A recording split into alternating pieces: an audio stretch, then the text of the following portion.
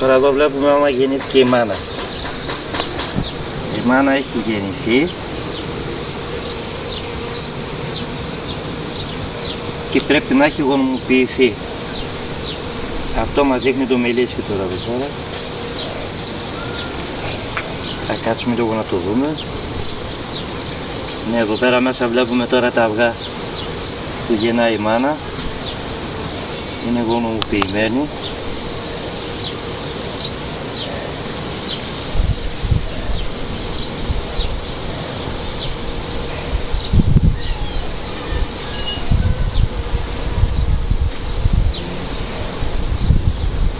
Θα την βρούμε λίγο και τη μάνα να τη δείξουμε.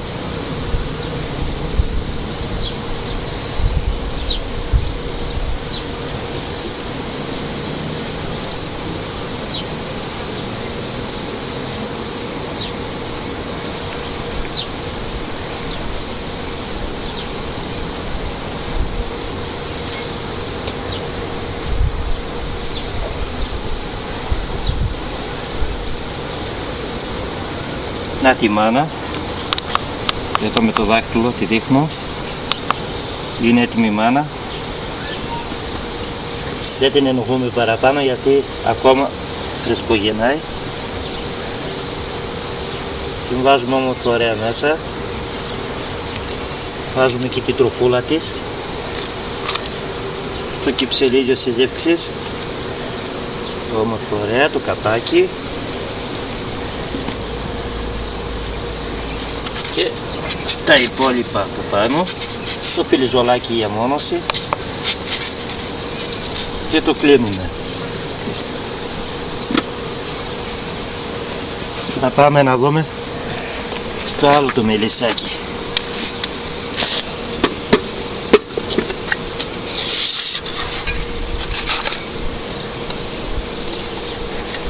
Εδώ βλέπουμε ότι έχουν φάει όλη τη τροφή. Δεν τους έχει μείνει καθόλου τροφή. Και αρχίζουμε από εδώ πέρα από την άκρη.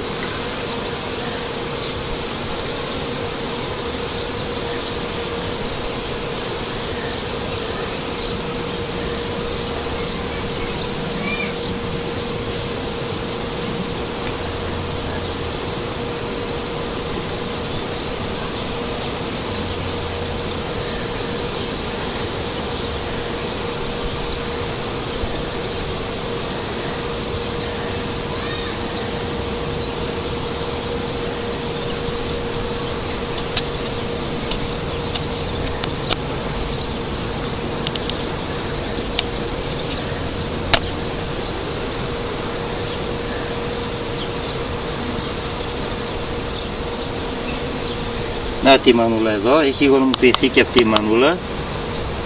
Είναι ωραία. Δεν τις ενοχλούμε παραπάνω, αυτό το πράγμα μόνο που βλέπουμε φτάνει και τις κλείνουμε.